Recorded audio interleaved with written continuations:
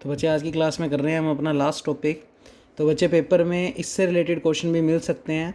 तो ये डेफिनेशन ही है, सेक्शन ए में अगर 1 मार्क्स में आ सकती है। इक्विवेलेंट स्टेट्स किसको कहते हैं? कल हमने इक्विवेलेंट मशीन पढ़ा था, आज इक्विवेलेंट स्टेट की बात कह रहे हैं। तो इक्विवेलेंट स्टेट किसको कहते हैं? किन्हीं दो स्टेट्स, एक का नाम एस आई और एक का नाम एस जे, इन दोनों स्टेट्स को अगर आपको इक्विवेलेंट स्टेट्स बोलना है तो कब कहेंगे? अगर हम इन दोनों को कुछ इनपुट्स दें। For any input sequences the machine will produce the same output. अगर कुछ इनपुट्स इसको और इस स्टेज को दें और इन दोनों से ही सेम आउटपुट आए तो फिर ये दोनों स्टेट्स आपस में क्या कहलाएंगी? Equivalent states.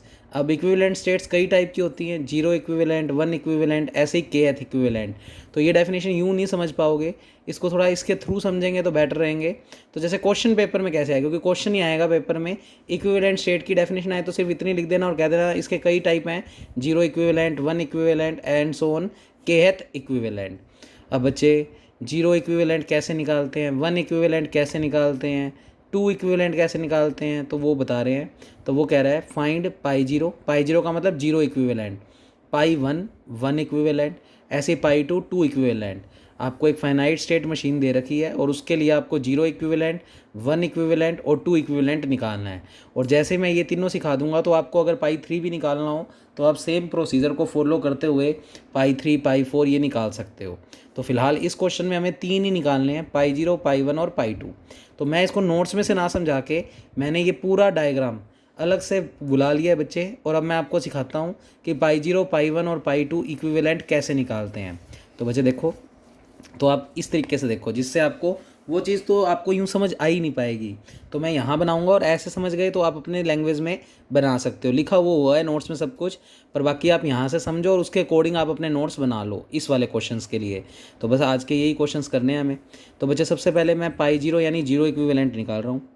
बच्चे पाई जीरो या इसको बोलते हैं जीरो इक्विवेलेंट। तो कैसे निकालते हैं जीरो इक्विवेलेंट, ध्यान से सुनना बच्चे। जीरो इक्विवेलेंट निकालने के लिए आपको जो भी टेबल दे रखी होगी उसमें आप उन स्टेजेस का एक सेट बना लोगे जिनके आउटपुट सेम है। जैसे मैं आप इस टेबल के अंदर बताऊं आपको, तो बच्चे ये वाले तुम्हें आउटपुट सेम दिख रहे हैं, सारों में zero zero zero zero output है। यहाँ से लेकर यहाँ तक सारों में ही zero zero zero zero output है, यानी ये सारे आउटपुट सेम है। तो इनके कोरस्पॉन्डिंग जो स्टेजेस दे रखी हैं उन सब के आउटपुट सेम है, तो उसको एक सेट में बंद कर देंगे। तो जीरो इक्विवेलेंट एक सेट होता है जिसको निकालने का तरीका, आप जिन जिन के आउटपुट सेम है उनको एक सेट में बंद कर दो। तो S0, S1, S2, S3, S4, S4 तक के आउटपुट जीरो जीरो जीरो ही हैं, तो आपने उसको एक सेट में बंद कर दिया। तो S0, S1, S2, S3, S4, क्योंकि इन सब के आउटपुट जीरो जीरो जीरो हैं तो इनको एक सेट में बंद कर दिया। करली ब्रेसेस लगाते हैं सेट के लिए, तो आप यहाँ करली ब्रेसेस लगा सकते हो। और दूसरा देखो, वन वन वन आउटपुट इन तीनों के सेम है और ये स्टेजेस है S5, S6 और S7, तो इनको एक सेट में बंद कर दिया। तो S5, S6 और S7। तो बच्चे बेसिकली हमने क्या किया, पाई जीरो या जीरो इक्विवेलेंट निकालना है तो आप अपनी फाइनाइट स्टेट मशीन के अंदर जिन जिन स्टेजेस के आउटपुट सेम है उनको एक सेट में बंद कर दोगे। तो मैं अगर अब आपको डेफिनेशन दिखाऊं जीरो इक्विवेलेंट की, तो if they have same outputs, तो वो स्टेजेस जिनके आउटपुट सेम होंगे, तो ये इतनी इतनी स्टेजेस के आउटपुट सेम थे तो उसको एक सेट में बंद कर दिया, और इतने इतने के आउटपुट सेम थे तो उनको एक सेट में बंद कर दिया। तो इस पूरे सेट को हम बोलेंगे जीरो इक्विवेलेंट। तो बच्चे ये जीरो इक्विवेलेंट सेट है। अब इसमें से किसी एक सेट को एक नाम और दूसरे को एक नाम हालांकि देना नहीं होता, बस तुम्हें पेपर में तो यही लिख के आना है, बस pi zero equivalent this set. ऐसे ही पाई वन निकालोगे, ऐसे ही पाई टू निकालोगे। अब पाई वन किस तरीके से निकलेगा वो देखते हैं। तो उसको निकालने के लिए मैं इस पूरे सेट को एक नाम दे रहा हूँ, इसको फर्स्ट सेट नाम दे रहा हूँ और इसको सेकंड सेट नाम दे रहा हूँ। इसको सेकंड और इसको फर्स्ट भी दे सकते थे, तो कैसे मर्जी दे सकते हो। तो पाई वन यानी वन इक्विवेलेंट सेट कैसे निकालते हैं उसका प्रोसीजर है, तो उसका मैं प्रोसीजर बताता हूँ आपको। तो बच्चे इस पाई वन सेट को निकालने के लिए या वन इक्विवेलेंट सेट को निकालने के लिए आपने जो पाई जीरो सेट निकाला है उसमें जितने भी सेट आए हैं उनको नंबरिंग दे दो। तो अपने दो ही सेट आए थे तो एक और दो नंबरिंग दे दी। मान लो एक सेट और आया होता तो 1, 2 और 3 ऐसे आ जाता, तो इस तरीके से नंबरिंग दे दी। अब पाई वन यानी वन इक्विवेलेंट सेट निकालना है तो प्रोसीजर क्या रहेगा, अपने पास जितनी भी स्टेजेस है, तो मैं यहाँ लिख रहा हूँ, तो ये एज अ रफ वर्क है, आप चाहो तो थोड़ा सा अपनी कॉपी में पेपर वाले दिन मार्जिन लेकर यहाँ पर ये चीज़ें शो कर सकते हो, नहीं तो कोई ज़रूरत नहीं है, सीधा आंसर भी लिख सकते हो। पर अगर साइड में थोड़ा बहुत शो कर दोगे तो उसको लग जाएगा आइडिया कि आपने किस तरीके से फाइंड आउट किया है। तो बच्चे पाई वन इक्विवेलेंट निकालने के लिए पहले जितनी भी स्टेजेस है आप उसको साइड में लिख लो। तो ये रफ वर्क में अपने कर रहे हैं एज अ काम। तो S0, S1, S2, S3, S4, S5, S6, S7। अब करना क्या होता है, आप S0 के कोरस्पॉन्डिंग इनपुट देखो क्या क्या है। बच्चे S0 के कोरस्पॉन्डिंग अगर हम इनपुट देखें तो हमने एक तो S0 को दिया है 0 इनपुट, देने पर S1 मिला, तो एक तो S0 पे S1 इनपुट मिला और एक S0 के कोरस्पॉन्डिंग S5, यानी S0 वाले रो में हमें S1 और S5 दो इनपुट मिले। और अगर आप इनका नाम रखना चाहो तो आप अपने सेट के अकॉर्डिंग देखो, पाई जीरो में S1 कहाँ पर है बच्चे, S1 जो एलिमेंट है, S1 जो स्टेज है वो फर्स्ट सेट में है, तो S1 स्टेज के लिए तो आप फर्स्ट लगाओगे, कोमा S5। बच्चे S5 आपका सेकंड सेट में है तो 1,2, यानी अगर मैं S0 की बात करूं तो इसका नाम फ़िलहाल 1,2 है, इसको देखते हुए। ऐसे S1 की बात करते हैं, S1 में कौन कौन है, S0 और S5। तो मैं तुम्हारे लिए पूरा लिख रहा हूँ जिससे तुम्हें बातें समझ में आए। अब S0 देखो अपने जीरो सेट में, उस वो कौन से सेट में है, S0 अपना फर्स्ट सेट में है, तो S0 की जगह तो हम सिंबल लिखेंगे 1। और S5 अगर हम देखें तो सेकंड नंबर सेट में है, तो इसके लिए 2। फिर बच्चे हम बात करते हैं S2 की। S2 में S6 और S0 आ रहा है, S6 और S0। अब S6 की बात करें तो S6 हमारा सेकंड नंबर पे है, तो सेकंड नंबर पहले लिखेंगे। और S0 हमारा फर्स्ट सेट में है तो फर्स्ट लिखेंगे। तो इस तरीके से आप सारे इनके लिए जो भी इनपुट दे रखे हैं वो लिखो और उसके कोरस्पॉन्डिंग वो चेक करो कि वो फर्स्ट सेट में है सेकंड सेट में, तो उनकी ये कोडिंग कर दो। तो S3 देखो कहाँ पर है, S7 S1, S7 S1। S7 की बात करूँ तो सेकंड में है और S1 की बात करूँ तो फर्स्ट सेट में है। S4 पे आ जाओ, S4 में है S0 और S6, तो S0 और S6।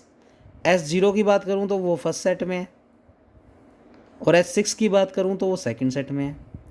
फिर आ जाओ S5, बचे S5 S7 और S2, तो S7 और S2।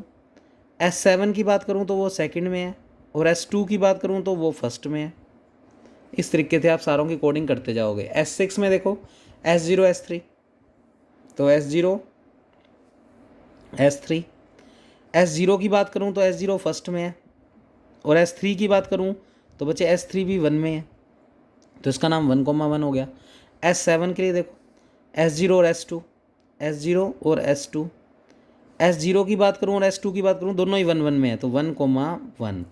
इस तरीके से आपको अगर पाई वन या वन इक्विवेलेंट निकालना है तो जितनी भी स्टेजेस दी हुई है उसके कोरस्पॉन्डिंग जो भी इनपुट्स हैं वो लिखें और उन इनपुट को चेक करो कि वो फर्स्ट सेट में है सेकंड सेट में, उसके हिसाब से कोडिंग कर दो।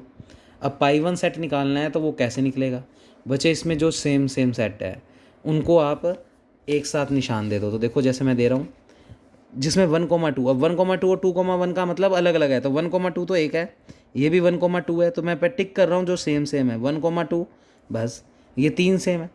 इन तीनों के कोरस्पॉन्डिंग जो स्टेजेस है वो है S0, S1 और S4।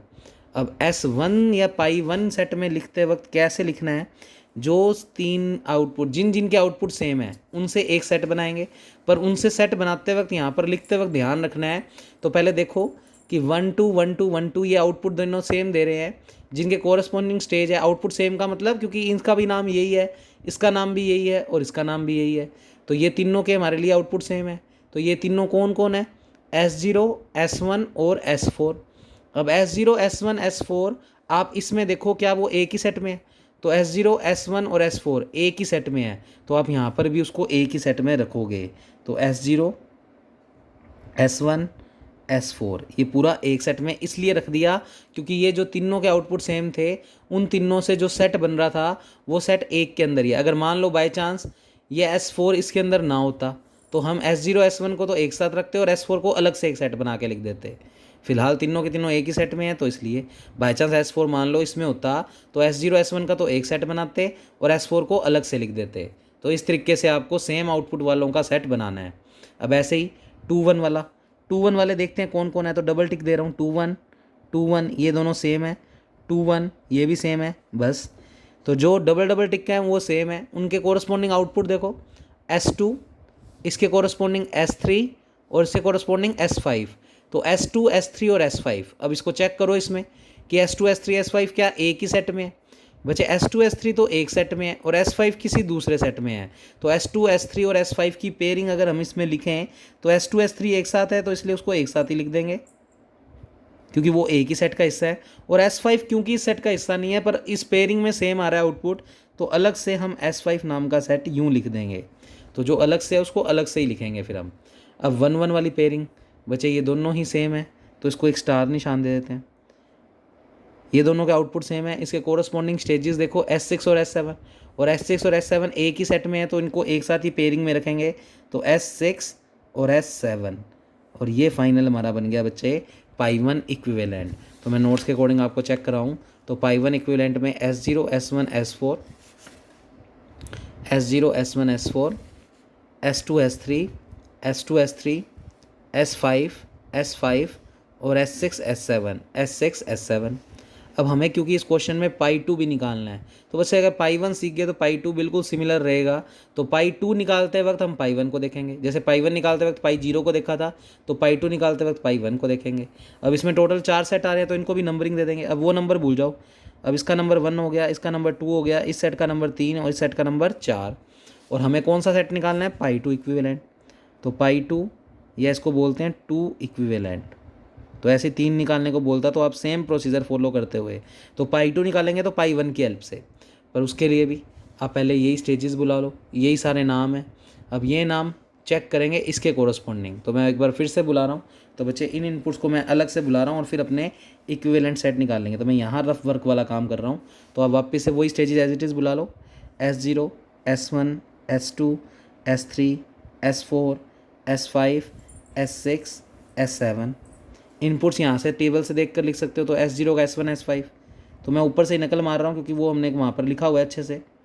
1 का लिखा हुआ है S0 S5, देख टेबल से ही रहे हैं। S2 का S6 और S0, इसका S7 और S1। तो आ जाते हैं क्वेश्चन ये। तो बच्चे बहुत सिंपल हैं, कुछ भी नहीं है। एक बार अगर आप देखोगे तो थोड़ा अजीब सा लगेगा, पर प्रैक्टिस करोगे तो याद हो जाएगी बात। S7 S2, इसका है S0 S3 और इसका है बच्चे S0 S2। तो मैंने टेबल से देखते हुए इन सब के कोरस्पॉन्डिंग जो इनपुट दिए हुए हैं वो लिख दिए। अब हमें देखो क्या करना है बच्चे, S1 S5, और इसके लिए अब हम ये वाली सेट देखेंगे। तो S1 S5 देखो क्या एक ही सेट में है। S1 तो है 1 में और S5 है 3 में, तो नाम इसका हो गया 1,3। तो अब की बार जो इनके नाम लिख रहे हैं वो हम पाई1 सेट में देखते हुए लिख रहे हैं। फिर S0 S5 बच्चे, S0 का नाम 1 है क्योंकि वो 1 सेट में है और S5 का नाम 3 है। ऐसे ही S6 S0, S6 का नाम 4 है और S0 का नाम बच्चे देखें तो 1 है, 4,1। फिर S3 की बात करें 7 1, 7 है 4 में और S1 है बच्चे 1 में, तो 4,1। S4 में है S0 और S6, S0 है 1 में और S6 है बच्चे 4 में। फिर S7 S2, S7 है 4 में और S2 है 2 में, तो ये आ गया। अगला देखें S0 S3 बच्चे, S0 देखो किस में है, S0 है 1 में और S3 की बात करूँ तो S3 है अपना 2 में। ऐसे S7 में आ जाओ, S0 S2, तो बच्चे S0 की बात करें तो S0 है 1 में, तो पाई1 में देख रहे हैं हम, ये बात याद रहे। S2 है 2 में, तो ये पेयरिंग हो गई। अब हमें तो पाई2 सेट निकालना है, तो पहले सेम पेयरिंग वाले उठाते हैं। तो इसमें 1 3 1 3 जो इतनी बार दिख रहे हैं उनको सिंगल टिक कर रहा हूँ, उसके अलावा कहीं भी 1 3 नहीं है। तो इन दोनों के नाम S0 और S1। बच्चे अब चेक करना है S0 और S1 क्या एक ही सेट में है क्या, बिल्कुल एक ही सेट में है, तो इसका मतलब इसका एक ही पेयर बनेगा। तो पाई2 इक्विवेलेंट सेट में एक तो आ गया सेट S0 और S1। अब आ जाओ अगली पेयरिंग, 4 1 है मान लो, तो डबल टिक डबल टिक। और कहीं 4 1 देखो आ रहा है क्या, नहीं आ रहा। अच्छा, इसके कोरस्पॉन्डिंग स्टेजेस है S2 और S3। चेक करो S2 S3 क्या एक ही सेट में है, पाई1 में बिल्कुल S2 S3 एक साथ है, तो एक साथ है तो अपने यहाँ पर भी एक साथ रख लेंगे S2 और S3। बाई चांस S2 इसमें होता है S3 इसमें होता है तो फिर S2 को सिंगल बनाते हैं और S3 को सिंगल बनाते हैं। फिलहाल एक साथ है तो इसलिए एक साथ रख लेते हैं। फिर 1 4 1 4 सिर्फ एक ही बार है तो मैं इसको डॉट निशान दे देता हूँ। तो 1 4 और कहीं है ही नहीं, तो इसका मतलब एक ही है, तो सिंगलटन सेट S4 ही लिखेंगे। तो अलग से एक ही है, देखने की जरूरत ही नहीं है, चाहे किसी भी सेट में हो, तो पर है ही एक, तो हमें देखने की जरूरत ही नहीं है, तो सिंगलटन ही बनेगा। 4 2 भी कहीं नहीं है, और तो 4 2 को मान लो मैंने स्टार निशान दे दिया। 4 2 भी क्लोथता है, तो S5 का भी एक सिंगल सेट बनेगा, तो S5 भी एक सिंगल सेट बन गया। फिर बचे 1 2 और 1 2 सेम सेम है, तो इसको मान लो अपनों ने दे दिया ट्रिपल टिक। S6 और S7, X6 X7 एक ही सेट में है पाई 1 में, तो इसको अभी भी एक साथ ही रखेंगे, तो ये S6 और ये S7, तो बच्चे ये फाइनल हमारा बन गया पाई 2 इक्विवेलेंट। ऐसे ही पाई 3 बनाएंगे तो इसी चीज़ को बुला लेंगे और इनके नंबरिंग देंगे इसके हिसाब से, तो इसको 1 2 3 4 5 और उसके कॉरस्पॉन्डिंग यहाँ पर जो भी नाम बनेंगे, फिर जो सेम सेम है उनको एक साथ उसको देखते हुए कि वो अगर एक ही सेट में है तो एक पेयर, और अगर अलग अलग सेट में है तो उस हिसाब से अलग अलग पेयर बना देंगे। तो ये हमारा पाई 2 इक्विवेलेंट आ गया, यही निकालना था बच्चे। आंसर मैच करवा दूँ, S0 S1 S2 S3 S4 S5 और S6 S7। तो बच्चे अगर ये क्वेश्चन समझ में आया है आपको, तो बिल्कुल अगला क्वेश्चन जो आपके नोट्स में है पेज नंबर 14 पे, तो अच्छे से लिखवाया हुआ है, ऐसे ही डायग्राम रफ वर्क सब किया हुआ है, तो आप इसके अंदर भी पाई 0 पाई 1 और पाई 2 स्टेट्स निकालोगे। अब लास्ट पोर्शन बच्चे, ये क्वेश्चन भी पेपर में आया हुआ है। एक फाइनाइट स्टेट मशीन दे रखी है और वो कह रहा है उसको मिनिमाइज़ करो। तो मिनिमाइज़ करने के लिए आपको क्या करना होता है, आपको इसके लिए पहले पाई 0 पाई 1 पाई 2 पाई 3, मतलब आपको इक्विवेलेंट स्टेट तब तक निकालनी है जब तक दो इक्विवेलेंट स्टेट सेम ना आ जाए। जैसे ही दो सेम आ जाएगी तो उसके अंदर कुछ प्रोसीजर करेंगे जिससे हमें इस टेबल का मिनिमाइज रूप मिल जाएगा, मतलब इस टेबल को छोटा करके क्या बना सकते हैं वो चीज़ फाइंड आउट कर रहे हैं। तो minimize the finite state machine का मतलब क्या है कि एक स्टेट मशीन दे रखी है और उसको आपको मिनिमाइज यानी छोटा करना है। तो छोटा करने के लिए आपको इसमें भी पाई 0 पाई 1 पाई 2 पाई 3 पाई 4 कितने भी पाई निकालने पड़ सकते हैं, तब तक जब तक लगातार के दो पाई स्टेट्स यानी मान लो पाई 2 और पाई 3 सेम आ गया, पाई 2 में जो सेट आ रहे हैं वही एज इट इज़ पाई 3 में आ रहे हैं, तो फिर हमारा क्वेश्चन बस पाई तक निकाल के ख़त्म हो गया। फिर आगे थोड़ा सा प्रोसीजर करना पड़ेगा जिससे ये मशीन छोटी हो जाएगी, मतलब ये टेबल छोटी हो जाएगी। तो मैंने लिखा, जब भी क्वेश्चन में मिनिमाइज़ कहा जाएगा, यानी किसी भी क्वेश्चन में अगर मिनिमाइज़ करने को बोलेगा तो हम पाई 0 पाई 1 पाई 2 एंड सो ऑन तब तक फाइंड करेंगे जब तक दो इक्विवेलेंट स्टेट सेम ना आ जाए, और जैसे ही सेम आ जाएगी, जब दो स्टेट सेम आ जाए तो उस बेस पर हम मिनिमाइज़ की कैलकुलेशन करेंगे। तो पहले तो अपने पाई 0 पाई 1 पाई 2 निकालते हैं। तो बच्चे इस क्वेश्चन को मैं अलग से वाइट पेज पे बुलाता हूँ और फिर इसके लिए मैं पाई 0 पाई 1 पाई 2 निकालता हूँ और देखता हूँ, तब तक निकालूंगा जब तक लगातार दो चीज़ें सेम ना आ जाए। तो मुझे अब अलग से बनाने की वैसे ज़रूरत नहीं पड़ेगी, पर क्योंकि अगले पेज पे आ गया बच्चे तो उसको बात को समझाने में दिक्कत आएगी, तो मैं इस टेबल को बना लेता हूँ अलग से। तो बच्चे मैं इस टेबल को बना रहा हूँ। स्टेजेस में है हमारे पास S0 S1 S2 S3 S4। Input के अंदर अगर हम बात करें तो बस I1 I2 लिखने की ज़रूरत ही नहीं है क्योंकि उसका कोई यूज़ तो होता नहीं है इसमें। S3 S1, तो ये इनपुट्स हैं। S3 S1 है, ये 1 है बच्चे, ठीक है। S4 S1 S3 S0 S2 S3 और S1 S0, और आउटपुट आपको दिए हुए हैं कोरस्पॉन्डिंग 1 0 1 0 1। तो सबसे पहले मैं आपको इसमें जीरो इक्विवेलेंट तो यहाँ पर लिख के दिखाता हूँ। तो इस टेबल के लिए अगर मैं पाई 0 निकाल लूँ तो पाई 0 मैंने आपको क्या बताया था, आउटपुट के अंदर जिन जिन का आउटपुट सेम है, तो बच्चे 1 1 और 1 ये तीन आउटपुट सेम है। इनके कोरस्पॉन्डिंग स्टेजेस देखो क्या है, S0 S2 और S4। तो यहाँ पर जो पहला पेयर बनेगा वो बनेगा S0 S2 S4। इसको एक साथ क्यों रखा है, क्योंकि इन तीनों के आउटपुट सेम है, और 0 0 2 के आउटपुट भी सेम है, तो S1 और S3 उसका एक पेयर बनाओगे, तो S1 और S3। ये तो मैंने निकाल दिया जीरो इक्विवेलेंट। ऐसे ही अब क्या निकालेंगे, पाई 1। तो पाई 1 निकालते हैं बच्चे। अच्छा, पाई 1 निकालने के लिए इन सेट्स को नाम देना पड़ेगा। पहले इसको फर्स्ट सेट दे दिया और इसको सेकंड सेट। अब अगर मैं निकालूँ आपके लिए इसके अंदर पाई 1, तो पाई 1 भी मैं निकाल के दिखा देता हूँ कि जिससे अपने प्रैक्टिस हो जाएगी और अपने को समझ में आ जाएगा कि पाई 0 पाई 1 पाई 2 कैसे निकालते हैं। तो बच्चे देखें, पाई 1 निकालने के लिए आप पहले इन स्टेजेस को बुला लो अलग से। तो S0 से लेकर S4 तक है, तो मैंने बुलाई S0 S1 S2 S3 और S4। इनपुट्स भी लिख दो एज इट इज़, S3S1 इसके इनपुट है, S3S1 इसके इनपुट है, S4S1। तो ये बात आपको जहाँ तक है मेरे को लगता है समझ आ गई होगी। S2 के हैं S3S0, तो S3S0, S3 के हैं बच्चे S2S3, तो S2S3, और S4 के हैं S1S0, तो बच्चे S1S0 मैंने लिख दिए। अब इनके कोरस्पॉन्डिंग इनके नाम देखने हैं पाई जीरो सेट में देखते हुए। S3S1 बच्चे S3S1 एक ही साथ एक ही सेट में है और नाम है 2, तो बच्चे S3 का नाम भी 2 सेट से ही आ रहा है और S1 भी 2 सेट से आ रहा है। S4S1 पहले S4 देखो किससे है, 1 से, तो S4 के लिए तो लिखेंगे 1, और S1 देखें किस में है, 2 में, तो बच्चे यहाँ पर लिखेंगे हम 2। फिर S3S0 पहले S3 देखो, S3 किस में है, 2 में, तो S3 के लिए लिखा 2, और S0 की बात करें तो S0 किस में है, 1 में, तो इसके लिए लिखेंगे 1। तो ये खुद से भी कर सकते हो। S2S3 S2 है 1 में, और S3 की बात करूँ तो 2 में, तो आप हमेशा पाई जीरो इक्विवेलेंट को देखते हुए पाई 1 इंटरवल निकाल लेंगे। अगला है बच्चे S1 और S0, S1 और S0, S1 है 2 में और S0 है 1 में, तो 2,1, तो 2,1।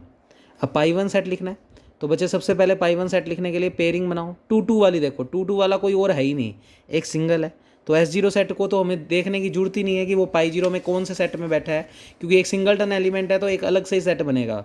तो बच्चे पाई 1 इसमें अगर हम निकाल लें तो S0 एक सिंगलटन सेट बन गया। फिर 1 2 वाले चेक करो, 1 2 वाला एक ये भी है एक ये भी है, तो 1 2 वाले दो हैं, S1 और S3 पाई जीरो में चेक करो कि वो एक ही सेट में है अलग अलग में, तो S1 और S3 एक ही सेट में है, तो यहाँ पर एक साथ ही लिखेंगे। तो S1 और S3 अलग अलग सेट में होता तो इसके भी अलग अलग सेट बना देते, सिंगलटन सेट बना देते। फिर 2 1 भी सेम है, तो 2 1 को मैं स्टार दे रहा हूँ। बच्चे 2 1 का नाम क्या है, S2 और S4 चेक करो क्या इसमें एक ही सेट में है, तो S2 और S4 बिल्कुल एक ही सेट में है, तो S2 S4 को एक साथ ही रखेंगे, तो ये बन गया जी S2 और S4। तो बच्चे ये हो गए। अब मैं क्योंकि थोड़ा सा नोट्स के अकॉर्डिंग समझाना चाहता हूँ आपको, तो मैंने क्या किया बच्चे, इसके अंदर इन दोनों को पहले लिखा हुआ है, इसको बाद में, तो मैं कोई दिक्कत नहीं है, आगे पीछे कर सकते हैं। तो इसमें मैंने क्योंकि सेट ही तो है, तो इसको मैंने पहले नंबर पे तो इसको लिखा बच्चे S1 S3, दूसरे नंबर पे मैंने लिखा S2 S4, कोई फ़र्क नहीं पड़ता, पर क्योंकि फिर आप नोट्स में से अगर कर रहे हो तो फिर मैं उसके अकॉर्डिंग काम करवा रहा हूँ। S0 अब हमें पाई 2 सेट निकालना है, क्योंकि तब तक निकालनी है, क्योंकि इस क्वेश्चन में ऐसे नहीं बोला गया पाई 0 पाई 1 पाई 2 निकालो, इसमें मिनिमाइज़ करना है, और मिनिमाइज़ करने के लिए आपको ये इक्विवेलेंट स्टेट तब तक निकालनी है जब तक दो equivalent state as it is same ना आ जाए। तो फिलहाल ये वाली और पाई 0 सेम नहीं है, पाई 0 में तो 2 ही सेट थे और इसमें 3 आ रहे हैं, तो ये अलग अलग हैं वैसे भी। 1 2 3 इसको नाम दे दिया। अब निकालते हैं पाई 2 सेट, तो पाई 2 निकालते वक्त पाई 1 की हेल्प लेते हैं। अब बच्चे देखो ये बारी बारी लिखने की जरूरत नहीं है आपको, इसको भी बुलाना था इसको भी बुलाना था। अब इनके नाम तो मैं यहाँ पर ये लिख देता हूँ, ये पाई 1 के लिए था, अब हम काम कर रहे हैं पाई 2 के लिए, तो ऊपर ही कर लेते हैं यहाँ पर S3 S1। अब अगर हम पाई 2 के लिए काम करना शुरू कर रहे हैं तो S3 S1 के लिए हम देखेंगे पाई 1 इंटरवल, तो S3 S1 बच्चे S3 भी 1 वाले में है और S1 भी 1 वाले में है, तो S3 के लिए भी 1 S1 के लिए भी 1, तो नाम हो गया 1,1, मतलब इसके नाम पाई 2 के लिए अब चल रहे हैं 1,1। ऐसे ही तो पीछे वाले क्वेश्चन में डिटेल में समझाया था, मतलब आप इतने इतने पोर्शन को वापस बुलाओगे और इसके नाम अब आप इस पाई 1 सेट को देखते हुए लिखोगे। तो मैंने लिखा। अगला है S4 S1, बचे S4 आ रहा है 2 में और S1 आ रहा है 1 में, तो 2,1, तो इसका नाम हो गया 2,1। इसमें S3 का नाम है 1 और S0 का नाम है 3, तो 1,3। फिर S3 के आ जाओ, S2 S3 की बात करूँ तो S2 का नाम 2 और S3 का नाम 1, तो 2,1।